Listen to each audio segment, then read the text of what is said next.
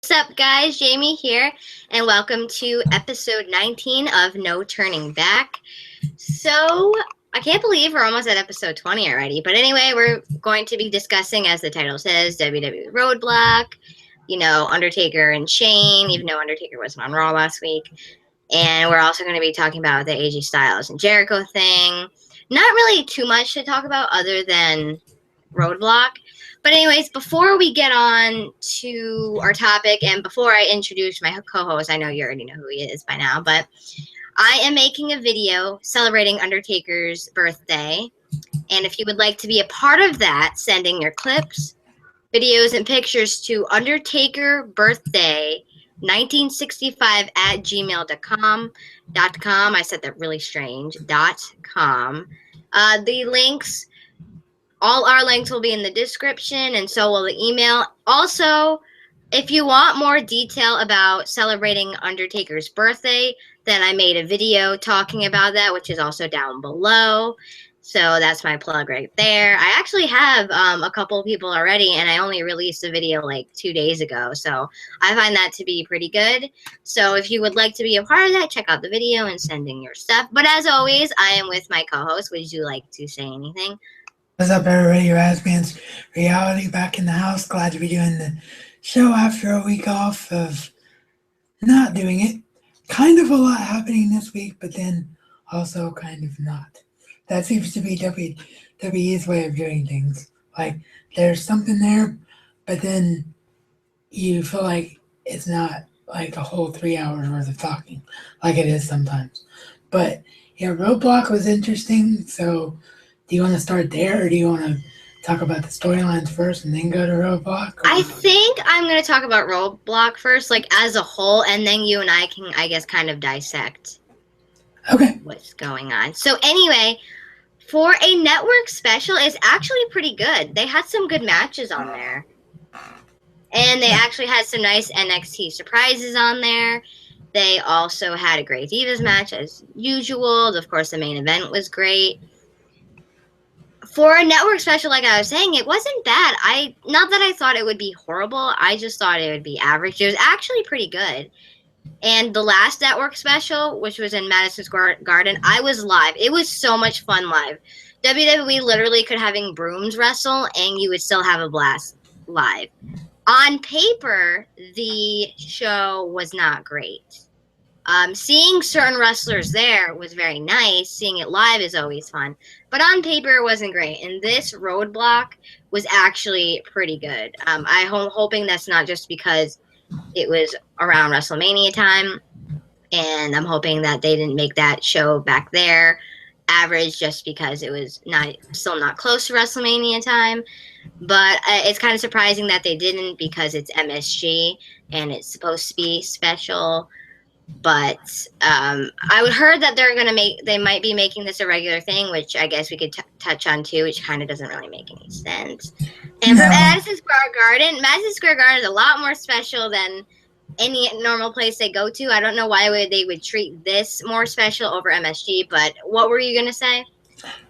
I agreeing with you. The whole thing doesn't make any sense to me, but we can go into that now and save it for later. I wasn't sure where you were going. I was just sort of feeding off what you said, and also the tweet is out if you'd like to retweet it. Okay, so go ahead. You can touch on what you would like to say. Like what you thought overall, and then what I said. I thought, as you were saying, I thought it's a very good show. It felt very much like a mini pay-per-view, which is what it was supposed to feel like. But the thing about it is, why? They've never in their life had a March pay-per-view. It's always been a February pay-per-view, which I also think is kind of unnecessary. We both kind of agree that the entire build for WrestleMania should be from the day after Royal Rumble all the way until April, whatever the date ends up being that year. So the February pay-per-view kind of seemed pointless. It kind of seemed like they rushed through storylines that they didn't need to do there at Fastlane. And I think it's kind of evident because Fastlane was sort of a subpar pay-per-view. So I was really surprised to see them do a March thing. I thought that they may have done it because Roman Reigns is more severely hurt than they let on, and they were actually going to give Dean Ambrose the title and change their plans for WrestleMania. That did not happen. So, because that did not happen, it's like, what was the point of this roadblock?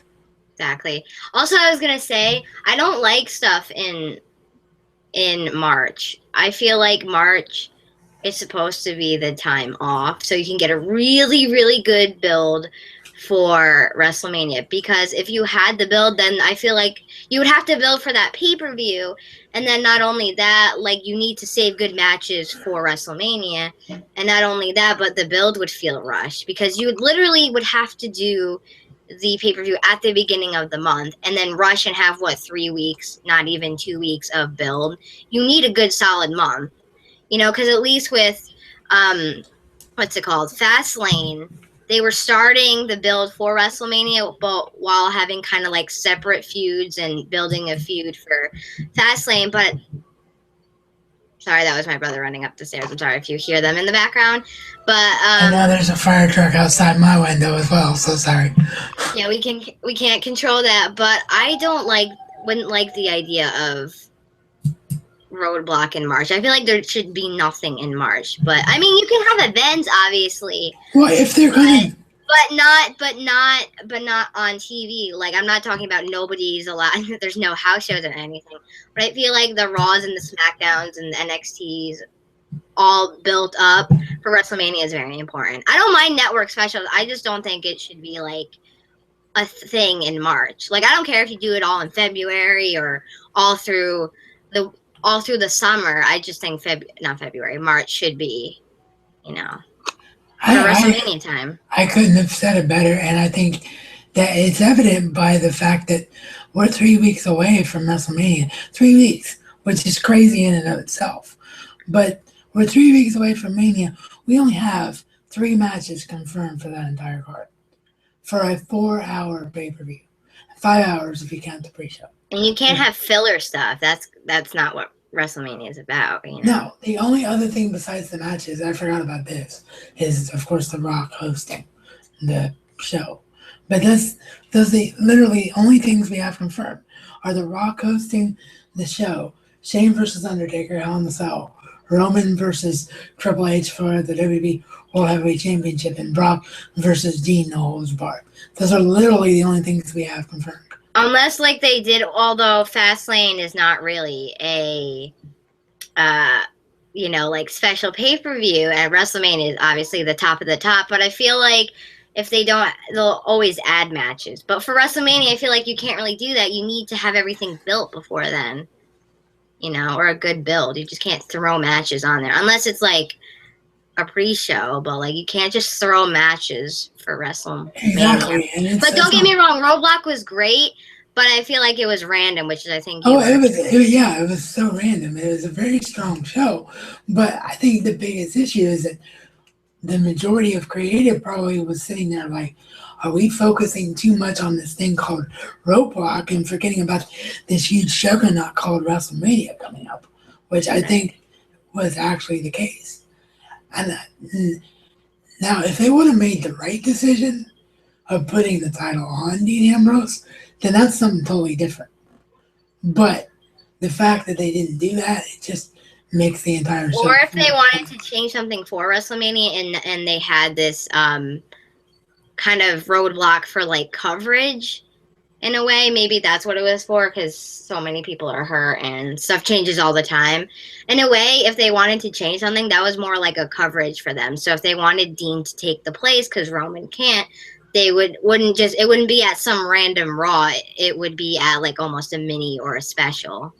Right. You know what I mean? Right. And that's what I thought was happening here. But it didn't happen. Apparently not. So I thought the matches themselves were very strong. I thought Enzo and Cass and the Revival put on an unbelievable match. All 4 of those guys, to me, belong on Raw and SmackDown right now. Particularly Enzo and Cass, because they've been in NXT since before NXT was even a major thing on the network. So they, belong. It was on the roster. It was great to see Sami Zayn showcase. Oh yeah, that's what I was saying. It was the night of NXT. It was great to see a lot of NXT people on there. And Natty was on there. Oh yeah, that's where I was going next. Natty versus Charlotte it wasn't as good as match 1 that they had in it. Oh, of course, but I feel like the original matches are always the best, you know. So if they have 10 more after that, the original is always the best. Right, but it was. I think I'm gonna finish Rising. It was a good match, but not as good as the first one. Sorry. I knew she wasn't going to because they're having the triple threat at WrestleMania. Like a lot of this stuff's already set in stone. But I wanted just like Dean's match, I wanted Dean to win, and this match I really wanted Natty to win, even though I knew both of them weren't going to. Still both great matches though. Right. That's another video Raz and I are gonna cover this week, but not on No Turning Back. We're going to talk about people that we really want to see pushed, and Natty is one of them. Right, and the triple threat for the Divas Championship. How could I have forgotten that? That's another match that, of course, is confirmed for WrestleMania. That's going to steal the show. I mean, if it wasn't for Shane and Undertaker, that would be the match that I think everybody would take away from WrestleMania. That's how strong of a match it's going to be, in my opinion. But Natty and Charlotte put on a heck of a match, and that's a feud that needs to happen, whether it's over the title down the road or not. It needs to be like a legit Hart family versus Flair family continuation feud between those two. I would eat it up with a spoon, and I think a lot of people would, because that's what we saw on Twitter last night, was a lot of people saying that. Yep. So exactly. those are my takeaways from Roadblock. Other than the fact that the network was really not working well for me, which is very annoying. A lot of other people it wasn't working for either. It was strange. It did that to me for Fastlane. So I think it's just sometimes a hit or miss with the network. But I'd rather be doing that on the network than on some stream, on some illegal stream. Right, exactly. So it was still very watchable, and I just have to go back and watch certain parts that I missed when it was acting up. Hi, Dad, I'm filming something. Hold on. But, yeah, I was just going to say, any more thoughts from you on Roadblock, or should we move on? No, I mean, most of the matches, I think we probably would be repeating ourselves, but most of the matches were pretty decent, and it was nice to see some of who was on there, Also, the other half of the roster was in Atlantic City, I think. I think that's where they were the same night. So that's why you partially didn't see everybody on there either. Right. But anyway, go ahead. There's now just not suddenly 2 members of the Wyatt family. That's what that was about. So, I just want to touch on New Day won, but it was such a short match. Not that I really expected a 5-star match or anything. Well, and then who did Brock Lesnar face? Oh, the Wyatt family. Sorry. Yeah, it wasn't that great either. I love the Wyatt family. Don't get me wrong, and Brock's Brock, but it was all right. It wasn't horrible, and it was nice to see them. But there was loads of other good matches on the card, though. I think those are the only 2 that were okay. I love New Day too, but go ahead. No, you're all right.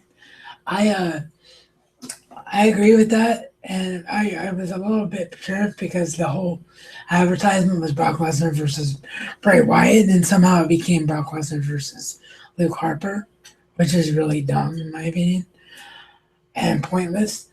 But the only other takeaway I have beyond what you said was just how much more over. We've already said it, but it just got re-emphasized last night. Dean Ambrose is so much more over than Roman Reigns is at this point. Dean Ambrose is the one that should be in the spot. And when they did that spot where Ambrose got the 3, but his legs were underneath the bottom rope, so the referee had to wave it off, the crowd lost their mind. Huge. Oh my gosh. Popped huge for him. Huge. With Roman, it wasn't really a reaction. Absolutely. He's the most over face right now besides AJ Styles in the entire company. Oh, well, maybe New Day, but New Day's a tag team. But my point is we want Dean, not Roman, and it proved that last night. So they're really gonna have to do a lot of work to make us not hate the fact that they're forcing the whole Roman Reigns situation on us at WrestleMania. Because I don't want Triple H to have the title. I don't mind. I don't hate Triple H. I like Triple H, and I like Roman Reigns, but I feel like they're both forced. And especially Roman, and I like Roman, but I really, really want Dean to win. People want Dean to win. Exactly. I think you agree with me when we say that it's not about Roman Reigns. He's a great performer. It's about the fact that, for one, he's being booked as a face when he's stronger as a heel. And for two, the way he's being booked, it's like we don't have a choice but to accept him because he's the lesser of two evils in this situation. Exactly. So it's a catch-22 type of scenario. But I want to get your thoughts before I go on to my tirade about my guy, Chris Jericho, and the whole AJ situation. What's your thoughts so far about Undertaker versus Shane build for Hell in a Cell? I feel like it's just solely focused on Shane and Vince McMahon and the whole McMahon family. It's not so much focused on Undertaker and Shane. I'm wish it was more focused on those two, but obviously because of the stipulation, they're focusing on Shane and everybody. And I'm just enjoying seeing Undertaker, although I wish for this feud it wasn't every other week that he was joining. It's never been where he's been on every single week. He's had some sort of, like, whether that be on the Titantron or using his powers to, like, turn the lights on and off, and even though he's actually not even there in the first place. But this time I don't really like that it's every other week. It's like you need a balance of, like, someone's got to carry the feud and someone's got to be there, and I feel like it's lacking that a little bit, even though Shane's on one week and Undertaker's on another, because not this Raw, but next week, Shane and Undertaker are not advertised. How can you have them not advertised in the middle of the month leading up to WrestleMania? Right, that's going to be 2 weeks away from WrestleMania. Exactly. They're there at the go-home show, but, like, how can you have 2 weeks before WrestleMania and not either of them to show up? The feuds, it's not so necessarily bad. It's just the way that they're kind of booking it, and it's the way that they're focusing on one thing. And it's like Undertaker and Shane don't really exist. It's like just between those two and the family. I agree with that, and I think Undertaker absolutely has been. I can't get that out. It's a tongue twister. Has been being. That's what I was trying to say. Has been being treated like an afterthought because of the fact that when we saw him a couple of weeks ago, and we both got mad at this because people are going to complain no matter what they see, and we should be grateful that Undertaker's even still here for us. But a couple of weeks ago when we saw him, the segment was like 2 minutes. He was in the ring for 2 minutes and he turned around and left. And I was literally, I was like, okay, I didn't expect him to be out there for 10 hours, but I was like, I thought he would, cut a promo and then, leave. But he literally said a sentence and left. And I was like, WWE, how are you booking him? I know he has a lot to say, but I feel like Undertaker's not the guy that would, throw a hissy fit. He would more of, be very professional on it. But it's like, we need more Undertaker time. For what it was chill is what he said. And it was Undertaker being typical Undertaker, nearly strangling his boss, which is great. It was a great segment for what it was, but I think he needed to be out there more. Like, it wasn't selling anything. And then we got Undertaker. We were waiting for him for forever. And it was all about Vince and Shane, or mainly Vince. And I was just like, the whole point is him. And then, like, the fact that Undertaker is facing Shane in a Hell in a Cell, it should be focused around them and more of him. Which is kind of gets me to go back to what my original thoughts with you were when we were talking like off the air, as we always do. Is this whole thing being set up for Undertaker to somehow be like, look, I was never anybody's puppet. I'm not going to do your bidding, particularly with the way Vince has been calling Undertaker his greatest creation. Like, that's not something that Undertaker would stand for and say, I am somebody's creation. If anybody's their own man in this business, it's Undertaker. Oh, definitely. And also, but I feel like in that little thing that we got with Undertaker and Vince, I feel like he wasn't for Shane, because obviously Undertaker's not for anybody and he's going to crush whoever he's against. But I also feel like he wasn't on Vince's side, because I'm pretty sure if you were on somebody's side, you wouldn't try to strangle them to death. So, and I mean, that's Undertaker being Undertaker. He's never going to be on anybody's side no matter what. He's going to do whatever he wants for himself. Yeah. But yeah, I wonder if maybe next week he's going to be like, I'm going to kill you, Shane, but I'm not your dad's puppet either. Right. I'm killing you. I'm doing what I do at WrestleMania because it's WrestleMania, because I have a reputation to uphold, kind of a thing. Right. That's kind of what I feel like too. And I feel like we've been saying every week since this whole thing happened, and even before it happened, I think that the most we're going to have to say about it is going to be during that prediction week right before the pay-per-view, because that'll be when we finally can say one way or another why we think the outcome is going to shape up the way that it is. And I give WWE credit because it's been the most interesting, unpredictable storyline I've seen in a very long time. It's true. What is good, though, although we're getting more not so focused on Undertaker or more focused on them, at least him this year has been the most talked about. First of all, who he's going to face. And then where the direction of this feud is going has been the most talked about. And I like how this is unpredictable, though, like you were saying. And then I'm also interested to know, because they're both going to be on Raw tomorrow, what they're going to say to each other, if they're confronting each other, or what's going down tomorrow. Because I think we'll have a little bit more information on like what Undertaker thinks. Hopefully it's longer, and hopefully Undertaker, I'm really, really hoping. I don't expect him to be out there for 40 minutes, but hopefully he's out there for a good like 5-10 minutes. If Shane and Vince are out there, he just doesn't punch somebody and leaves. Hopefully, like, they just don't focus on them. Like, they're talking, and then Undertaker comes out, and then he leaves, and it's just them again. Hopefully, they have their good segment together, and then Undertaker comes out. Exactly. It's interesting to see what they're going to do. Because this does need to feel like Shane McMahon versus The Undertaker, not Shane McMahon versus Vince McMahon. Exactly. Exactly. I was about to say, that's what it feels like.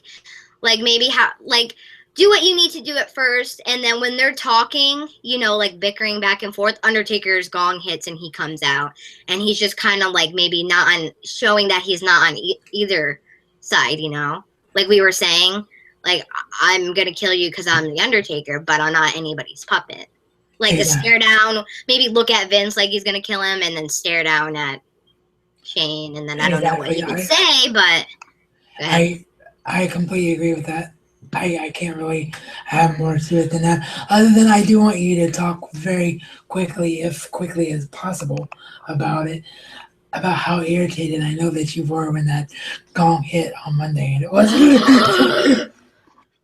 okay. First of all, it was a great heel thing to do, to draw heat, and what better way to do it to the most loved wrestler, or one of the greatest of all time. People love hearing Undertaker's gong, and he's normally not there, and especially of all people to tease an entrance about and him to not be there. I think it was a great heel thing to do, but Undertaker was not advertised for that event. So when I heard the gong, I was like, yes, I'm glad I'm wrong, and I freaked out, and the crowd popped huge, which they usually pop like crazy no matter what for Undertaker, but they popped huge for him that night. And then Vince came out, and I was like, Vince, that's not nice. You could have done that with somebody else. Why did you have to do that with Undertaker? But then I was like, you're a heel. You're a natural heel. You troll. Why did you do that? You know I like him, but that's such a heel troll thing to do, and you're Vince, and you've always been like such a natural born heel. But I was like freaking out, and then Undertaker didn't come out, and I was like, why did I fall for that? I mean, everyone in the audience fell for that too. But what were you doing?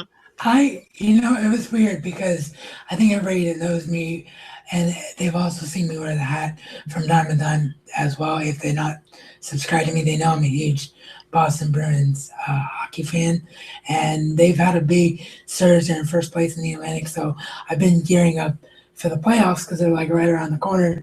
So I'm at a point in the year where I can't miss games. So I unfortunately didn't get to see Raw until Tuesday because they decided to have the Bruins versus the Panthers last Monday. So it's a very strange thing because it's the first Raw that you and I have watched together in a very long time. So it was like, you remember I sent you like a novel text. Like it was like 5 paragraphs long with my thoughts on Raw. I bet when you heard that gong, you're like, no, I missed her reaction. And then Vince came out and you're like, oh. No, yeah. Well, that's immediately what I thought. Because you're always my first thought when it comes to Undertaker, always. And then, I'm freaking out.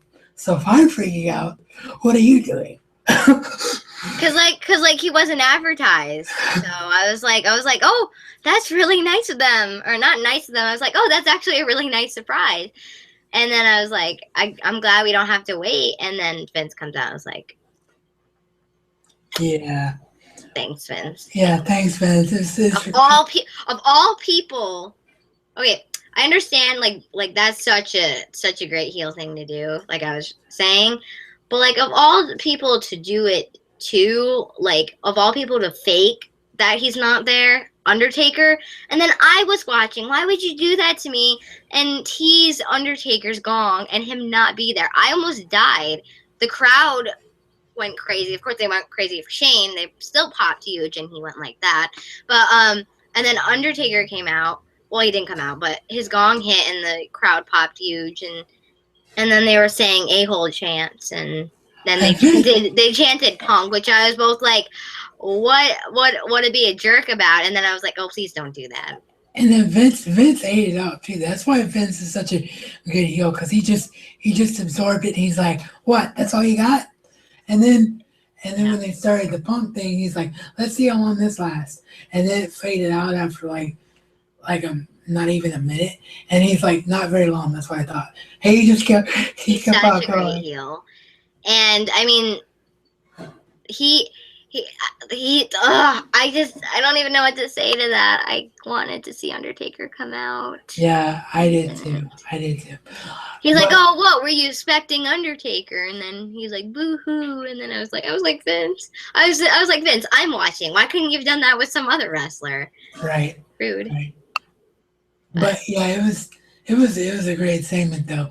But before I get on, then now it's my turn to talk about Jericho and Styles. But real quickly, we cannot forget about the other semi-big surprise that's come out recently. Sami Zayn returns to Raw, and it was a nice surprise all over Kevin Owens. Because before that, he returned at the Rumble. Well, you know what I mean. I guess returned to the main roster at the Rumble, and then disappeared after that, and then was on Roadblock. So right. You and I were having the conversation before then. I was like, wait, what happened to Sami Zayn? I thought he was supposed to be on the main roster, and you're kind of like, I don't really know. And then we got to see him now, and what better way? The person that he's facing now for, Mania. Better KO versus Sami is a heck of a lot better than Big Show. A broomstick is better than Big Show. Exactly. Thanks to the person playing him. And that's my biggest issue though, is it should be KO versus Sami 1-on-1, but it's not gonna be. It's gonna be a multi-man match for the IC title. Why is the multi-man match for the IC title and not the US title? And what universe? Who is in the multi? Man. They haven't confirmed anybody yet, but based on like what we saw on SmackDown, it's going to be Sami Zayn, The Miz, Dolph Ziggler, and one other guy who I can't remember off the top of my head right now. At least they're guys that should be pushed. That's in there. They are. You know, I would prefer Miz, Ziggler, you know, kind of like the mid-Carter guys in there with KO than Big Show any day. Even if Sami Zayn, even if it's not one-on-one, at least he's in there, and at least it's some other mid-Carter guys, and it's not Big Show. So true, I agree with that. But my biggest issue, we've already talked about it, and you know where I'm going with this. Kalisto versus Ryback is the rumored and built toward U.S. title match. Why are we getting a one-on-one match for that title and not a multi-man match for that title? Because at least if they're putting Ryback in the title picture, we don't have to just watch Ryback the entire time. Exactly, and like I feel like if you put more mid-Carters and high flyers in with Kalisto, it's always much better. Kalisto he's a good wrestler, underrated, and he's always about high flying and kicking and jumping, and when you face a big guy, it's you can't really do anything. Like all he can really do is jump, and not even really, because Ryback will just catch him and he can't really go like that or push him. It'll all be Ryback, really. So right. I don't know. We'll give it a chance, see where it goes. But I'm hoping they flip the script and have 2 multi-man matches, if nothing else. And also, as much as it's great to discuss and talk about this and the unpredictability of it, they always should have a plan B for their card, even though it could change seconds within the show. But just saying. Go ahead, touch on your subject. Here's the thing. Jericho versus Styles. Styles could not have a better first opponent than Jericho. And I'm not just saying that because I'm the biggest Jerichoholic in the world. I'm saying that because they're so similar. Their roads were identical. Becoming WWE superstars. Jericho is seen as a younger version of Styles. Older version of Styles. And Styles is seen as a younger version of him. Like, the parallels are all over the place. But I thought WWE made the right decision when they had them feud 3 matches and then turn them into Y2AJ. I thought it was a nice way to keep their interaction going without necessarily moving Styles on to someone else just yet because they're not sure where to move him to, that kind of a thing. I am disappointed that they did the obvious thing of a Jericho heel turn on Raw because it was too obvious, and now it's like the 4th match of Mania, which we all know is coming. Let's not kid ourselves. It's not confirmed yet, but we know what else on earth are they going to do at Mania, particularly because they haven't interacted with anyone but each other than the random Roadblock match that Jericho had with Jack Swagger, of all people, last night. Jack Swagger Styles. I'd rather take another 50 AJ Styles versus Jericho than have Swagger face Jericho at WrestleMania. So, but continue. Right, but what I'm getting at is, what are they going to do for this 4th match that is going to make it worth seeing? Because the first match was great, 2nd match was good, 3rd match was freaking-tastic. So, in my opinion, when you get beyond 3 matches, we've talked about this with any feud. When you get beyond 3 matches, it's like, so been there, done that. There's nothing you can show me that I haven't seen before. So in my opinion, it's either got to be 2 out of 3 falls, or it's got to be Iron Man, or it's got to be Last Man Standing. It's got to be a stipulation like that where once you hear the stipulation, you go, okay, now I can accept that. And now this is going to be something worth watching. Because a normal one-on-one match, again, is not enough, I think, at this point, between the 2. That being said, before I get your opinions, the only other thing I want to say is Jericho proved why he is probably the best heel, one of the best heels this business has ever seen, because he's just, being a whiny brat and literally burned the Y2AJ shirt and barrel and, did the mock AJ Styles. I mean, it was fantastic. He's doing fantastic stuff to sell this match. He's a great heel. As much as I love these 2, they had great momentum with being as a tag team and then going against the New Day was even better. That would have been such a good match for WrestleMania to have than the fourth match between them. Not that they didn't have a great match between them 3 times, but like you were saying, there, been there, done that. They, in order to make it interesting, you have to add something to that. So whether that be a stipulation, other than that, then it's just going to be another match. And I wish they went in the direction of keeping them tag team facing the New Day. And even if that only lasted for that WrestleMania, and then afterwards they turned on each other, like, whatever. But I don't want to see a 100th match between those two. Right, and it's taking away from the specialness of it, which is my biggest issue. Exactly. It doesn't feel special anymore to see Jericho versus. It was the first time, oh my gosh. The second time, understandable. Third's always the charm in WWE, but fourth is pushing it. I really, really wish they didn't really have to make AJ Styles and, Jericho a big thing, but it could have just been for WrestleMania time, and then that was it. I mean, I wish they made it a big thing, and then I wish they fought New Day, and even if they didn't win, maybe they could have continued it after that feud between New Day and Y2AJ after that, but they didn't, and they chose to go with a fourth time. But I wish they stuck with that instead of. I agree, because I'd much rather see Y2AJ versus New Day than I would New Day versus the League of Nations. And it would have been, I thought it would have been. I mean, they're great tag teams, but I feel like New Day would need somebody even bigger, on a bigger level, and Y2AJ is that level. And there's almost only so much you could do, I mean, there's other tag team divisions, but I feel like for the New Day, like, they're gonna eventually run out of, like, not run out of opponents, but you know what I'm trying to say. Like, I feel like running out of something fresh. I do agree with that, and I think Day's comedy will always be gold. They'll always be gold, but you got to be facing somebody. And I feel like AJ Styles and Jericho would be on that level, but now you ruined it. So I completely agree. I could not have said it better, particularly because I don't think people want to talk about a fatal 4-way tag team title match and you throw the Usos and the Dudleys in there with. I wouldn't even mind that. It'd be something different. Anyway. And that I wouldn't mind that either. But I think what I was going to say, though, is I think the Dudleys and the Usos are strong enough to be in a separate feud by themselves. And having Y2AJ versus New Day would have been better than I would even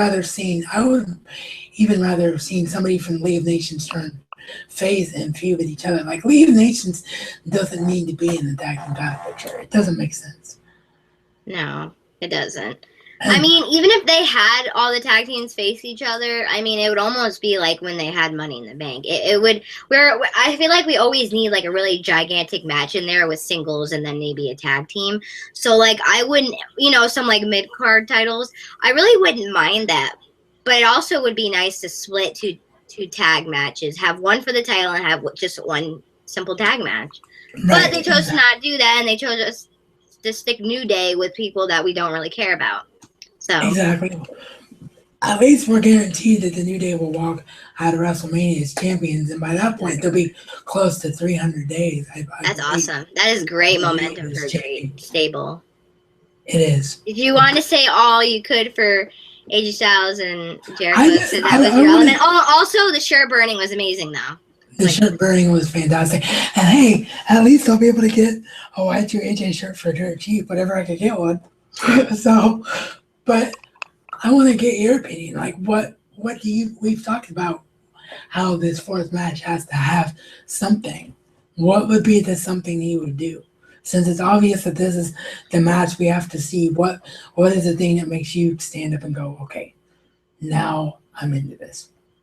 I don't really know. But I know that they need to add something, otherwise I'm not going to be into it. Because if they don't have some sort of stipulation, if they don't have weapons involved, if they don't have tables involved, if they don't have something involved, it's just going to be a regular singles match that we've seen before. So you need to add some sort of stipulation, whether you said 2 out of 3 falls, or if you add some, I don't know, some random TLC in there. You need something. Right. Well, what I want to see is something I don't know if they will do, but it's a thing between these two guys that would make the most sense. But the only reason I don't know if they would do it is simply, even though it's a 4-hour pay per view, it's the pay per view that's supposed to showcase so many guys at one time. So I just don't know if they would do this, but I want to see an Iron Man match. That to me is okay. Now it makes sense why they did a fourth match. Now we're gonna have no doubt who the better man is between the two.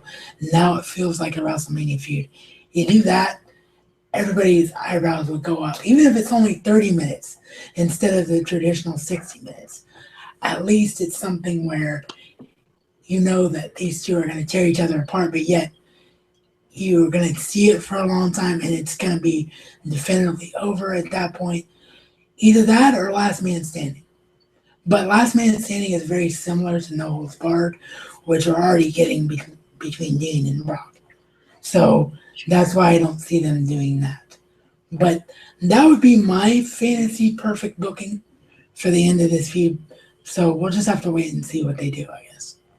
True. Do you want to say anything else? Because don't you have to leave soon, right? I'm about to head out and do a movie tonight. So that's pretty much all I wanted to say about this week. Eventful week, but kind of a slow week at the same time. I think for Roadblock and certain points of Raw and SmackDown, there was some information, but other than that, there wasn't too much to it. But anyways, thank you for watching. All our links are down below. Don't forget to send in your videos for Undertaker's birthday, which is due March 22nd. And his birthday is March 24th. Please don't comment happy birthday on the video. It's not his birthday yet. It's the 13th, not the 24th. But anyway, anything else before the show ends? No, just everybody keep an eye on our channels because I know we both got a lot of stuff coming up. I already got 3 videos in the can. It's just a matter of editing them. So I'm not sure what order you will see them, but one is wrestling related. I finally filmed the trigger word fake video, which I know that my partner here has been very excited about seeing because I've been talking about that for a while. But yeah, please participate in that Happy Birthday Undertaker thing because it's always a lot of fun to do. Follow at NTBWE on Twitter. And we'll be back next week. Also, I'm filming I have it filmed already. I think on Tuesday, I'm going to put up what's on my iPhone, and then maybe the following week after that, after this week, I'm going to do what's on my iPod, what kind of music I listen to. And then I'm also going to do a response to him, probably put it up next week, because Raz and I want to talk about, I think probably Friday, we want to put up a video saying who we want to be pushed in WWE. So yes. So that'll be a lot of fun to do that. So yeah, everybody just have a good week and we will see you soon. Bye.